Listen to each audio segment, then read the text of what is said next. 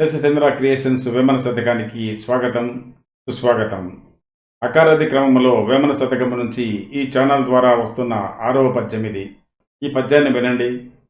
అడవి తిరుగలేదు, ఆకాశమునలేదు, అవని తీర్థయాత్రలందు లేదు, ఒడలు శుద్ధి చేసి ఒడయుని జూడరా, విశ్వదాభిరామ వినురవేమా. ప్రపంచానికి ప్రేమైన ఓ వేమ వినుము. నీవు వెతికే దేవుడు అడవిలో లేడు, ఆకాశములో లేడు, భూమి మీద తీర్థయాత్రలందు కూడా లేడు. నీ శరీరాన్ని మనసును శుద్ధి చేసుకుని నీలోని దేవుణ్ణి చూడు. ఈ పద్యంలోని అన్ని పదాలు కూడా చాలా మటుకు మనం వాడుతున్నవి, వాడుకలో ఉన్నవి. ఏవో 2-3 పదాలు తప్ప. అవని అంటే భూమి, నేల, వడలు అంటే శరీరము, మేను. ఇక మనకు కొత్తగా వినిపించే పదం వడయేడు. ఈ వడయేడు అంటే స్వామి, యజమాని, ప్రభు అనే అర్థాలు ఉన్నాయి. తమిళంలో కూడా తెలుగులో వడయేడు వాడినట్లే వడయార్ అనే పదం వాడుకలో ఉంది. వడయార్ అంటే దేవుడు, భగవంతుడు అనే పదాలకు తమిళంలో వడయార్ అనే పదాన్ని వాడినట్టు తెలుస్తుంది. 4-5 శతాబ్దాల క్రితం నాగేశ్వర వడయార్, కపిలేశ్వర్ వడయార్ అనే పదాలను ఈశ్వరుడికి బదులుగా వాడినట్టు తెలుస్తుంది. ఏ విధంగా అయితే తమిళంలో వడయార్ అనే పదాన్ని దేవుడు, భగవంతుడు, పరమాత్మ అనే పదాలకి వాడారో, వేమన కూడా భగవంతుడు, దేవుడు, పరమాత్మ అనే పదాలకు బదులుగా వడియుడు అనే పదం వాడి ఉండవచ్చు. దేవుడి కోసం అడవులు పట్టుకొని తిరుగుతుంటారు. ఆకాశాన్నంటే హిమాలయ పర్వతాలను ఎక్కుతుంటారు.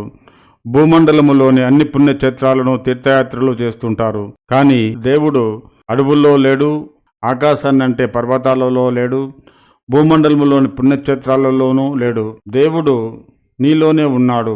నీ మనసును, శరీరాన్ని శుభ్రపరుచుకొని చూడు, నీలోని దేవుడు నీకు కనిపిస్తాడు అంటున్నాడు వేమన.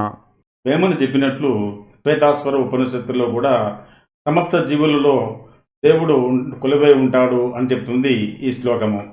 ఈ శ్లోకాలను వినండి. ఏకో దేవ సర్వభూతేషు గుహః సర్వవ్యాపీ సర్వభూతాంతరాత్మా.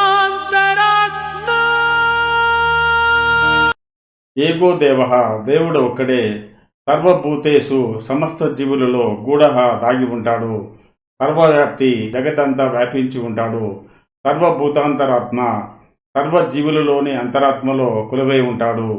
దేవుడు ఒక్కడే, ఇతను సమస్త జీవులలో దాగి ఉంటాడు, అలాగే జగతంతా వ్యాపించి ఉండి అన్ని జీవులలో అంతరాత్మలో కొలువై ఉంటాడు అని చెప్తుంది ఈ శ్లోకము.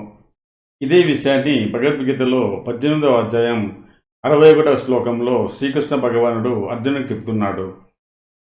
ఈ శ్లోకాన్ని వినండి. ఈశ్వర సర్వభూతానాం హృదేశే అర్జున తిష్ఠతి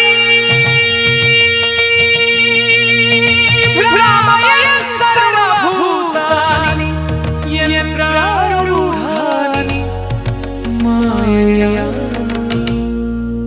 అర్జున, ఓ అర్జున, ఈశ్వరుడు సర్వభూతానాం సర్వ సమస్త జీవులలో హృదయాలలో తిష్టతి కొలువై ఉన్నాడు.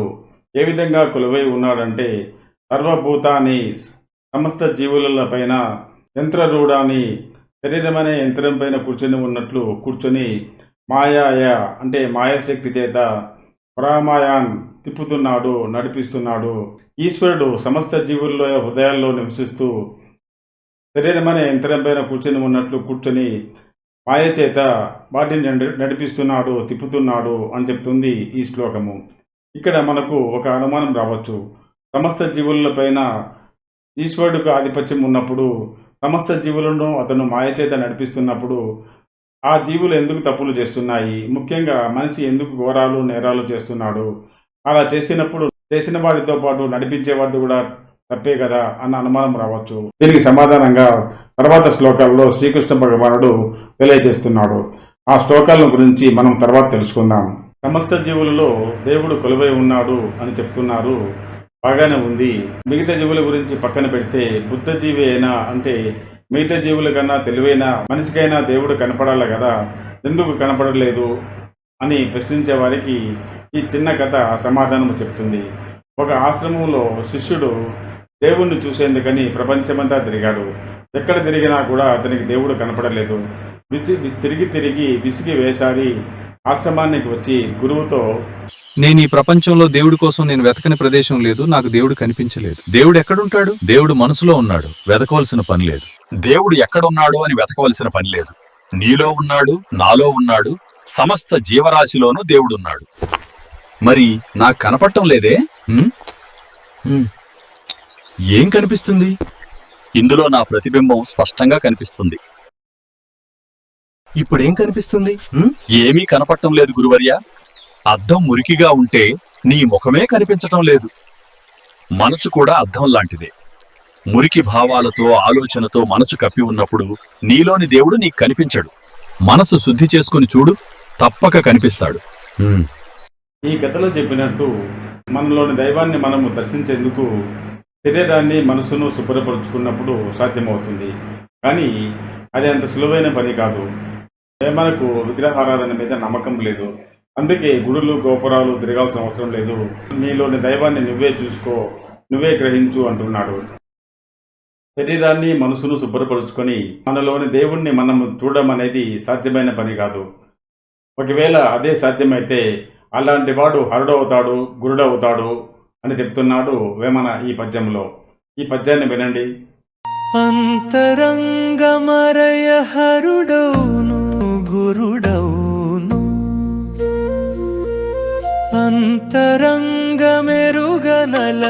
కాదు,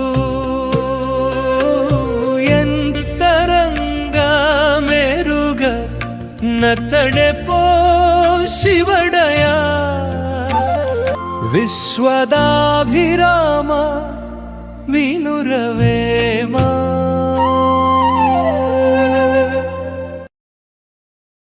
ఈ పద్యం యొక్క భావాన్ని తెలుసుకునేందుకు మళ్ళీ కలుద్దాం.